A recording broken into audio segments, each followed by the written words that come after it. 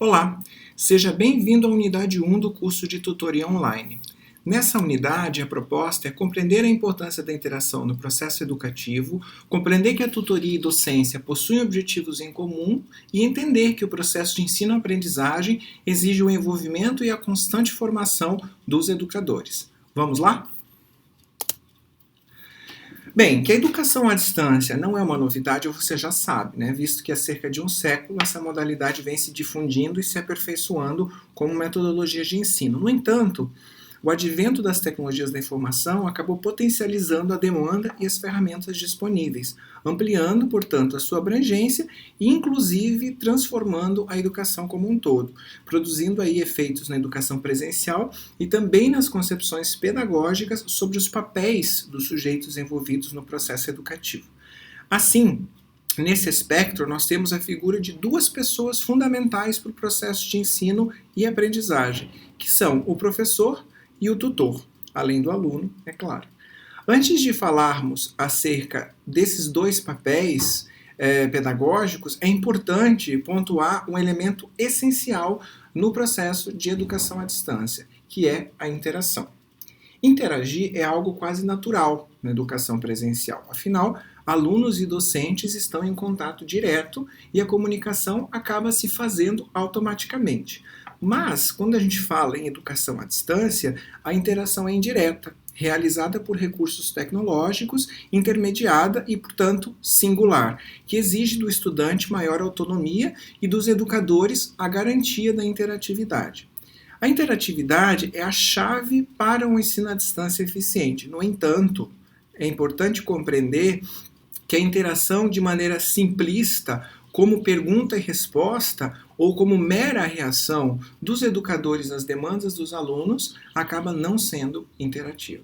Então, a interatividade pressupõe a relação dialógica entre os sujeitos envolvidos no processo educativo. A linguagem, nesse fragmento de Bakhtin, portanto, é a expressão de um em relação ao outro, num determinado momento socio-historicamente situado, e assim marcado na temporalidade como um evento único e irrepetível. A linguagem, seja ela em qualquer tipo de manifestação, é, portanto, uma atividade que justamente por só existir em relação ao outro, objetiva-se na realidade concreta e compartilhada entre o eu e entre o outro. O conceito de dialogia que nós resgatamos aqui é o do linguista russo Mikhail Bakhtin. O autor nos fornece uma compreensão da dialogia como um processo de interação entre sujeitos reais que enunciam um discurso construído em forma de texto, seja ele escrito, falado, sinalizado, etc. Sendo assim, a aprendizagem é intrinsecamente dialógica, pois pressupõe essa relação de constante busca de respostas, seja pela relação com o texto escrito do material didático, com a videoaula, ou mesmo com as questões do fórum dentro de um ambiente de aprendizagem. Por isso, na educação à distância, o simples acesso aos conteúdos não garante a interação.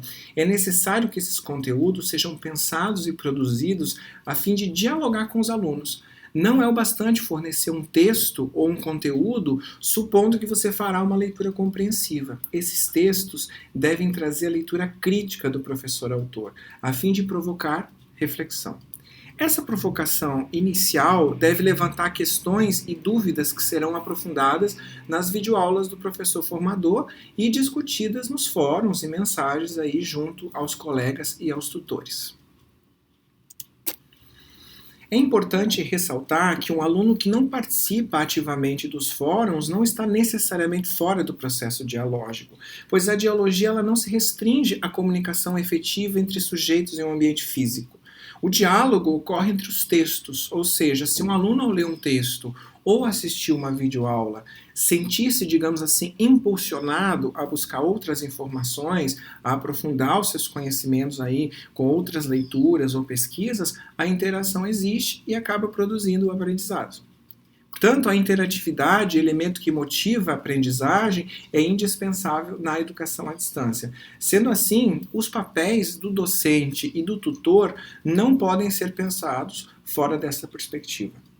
Mas você já parou para se perguntar qual a diferença entre o professor e o tutor na educação à distância? Por que são utilizadas aí denominações distintas? Qual a relação desses dois papéis no processo de ensino-aprendizagem?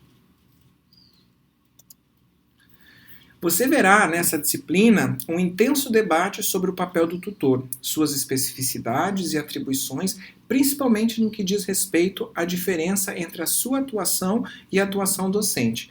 Para que nós possamos avaliar melhor essas diferenças, nós vamos falar um pouco sobre a aprendizagem, visto que esse é o fio condutor de um processo que inclui esses sujeitos dedicados à educação, seja na modalidade à distância, seja na modalidade presencial. Portanto, educar é assumir uma responsabilidade social, visto que o processo educativo possui a finalidade de formar cidadãos. Dessa forma, os educadores devem ter em mente os efeitos da sua prática, como garantir esse aprendizado, como motivar os educandos sob minha responsabilidade, como permitir o pleno desenvolvimento das habilidades e competências desse educando que são planejadas. Quais são os questionamentos que se impõem quando falamos de aprendizagem formal?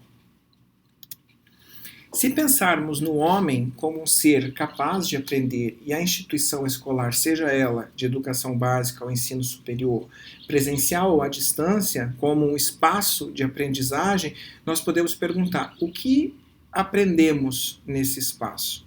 Ao contrário de outros seres vivos, o homem ele não carrega geneticamente a história de seu passado. Ele não se comporta como as abelhas que ao nascer já sabem o que fazer para sobreviver.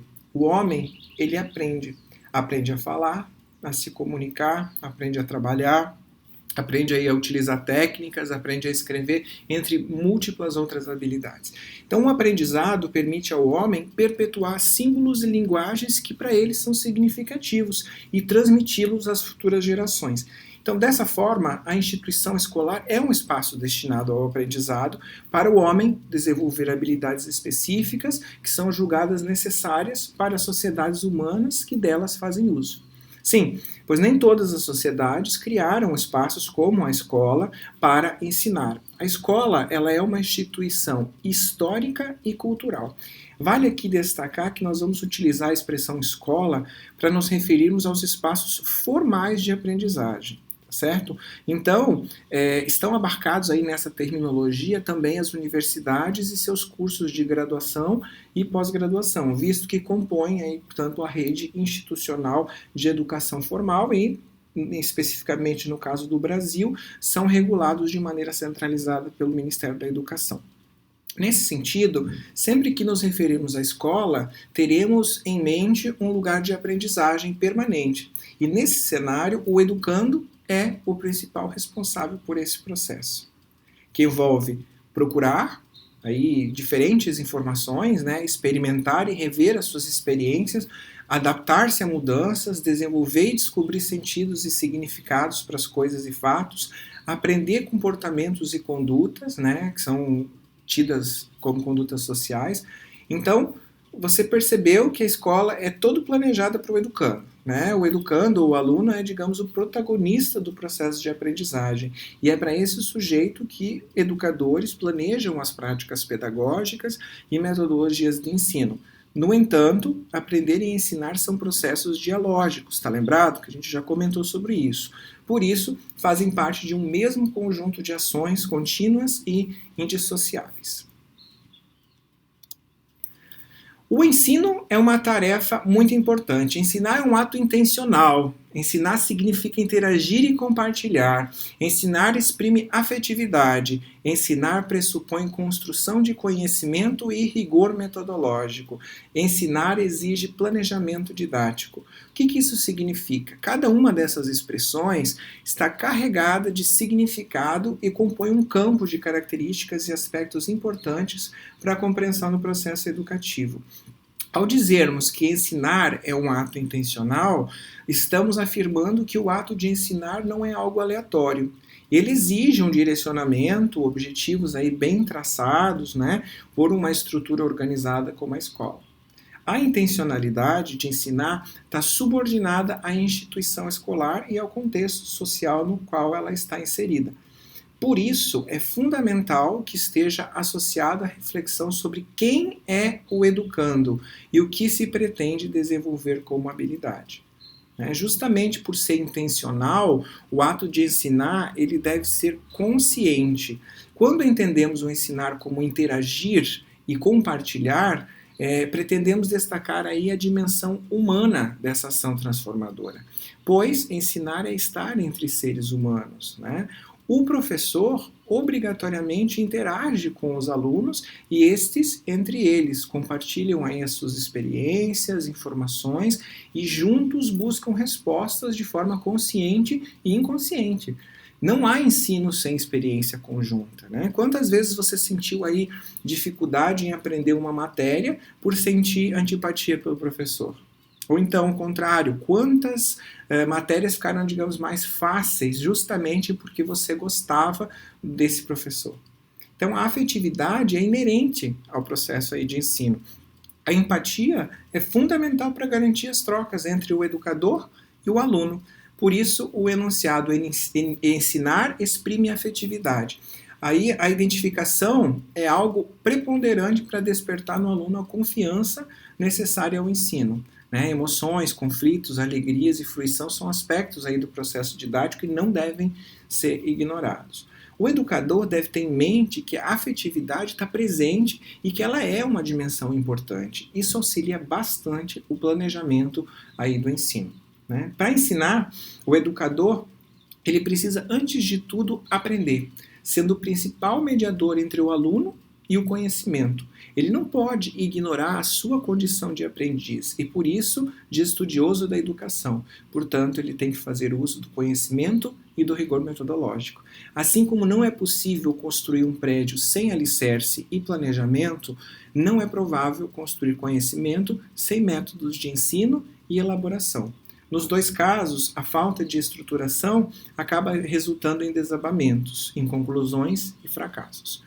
O conhecimento tem como função formar um aluno cidadão, crítico e criativo, e o educador possui o papel fundamental de mediar esse contato entre o aluno, o conhecimento e a realidade.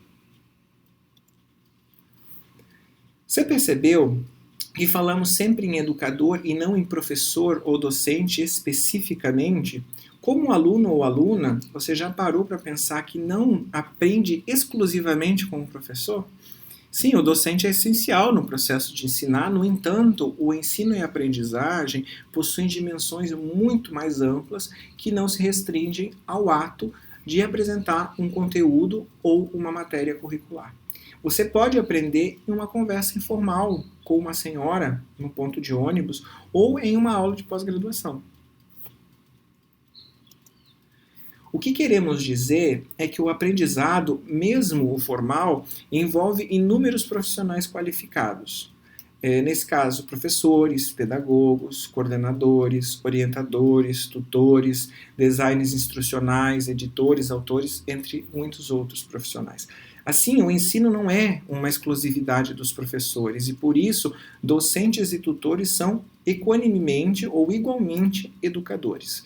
Ensinar é tarefa de todos os educadores e a sua prática se coloca além da sala de aula, presencial ou virtual. Diante dessa realidade, tutores e docentes possuem o mesmo objetivo no processo de ensino-aprendizagem: formar sujeitos éticos e capazes de exercer a sua cidadania com respeito à diversidade social.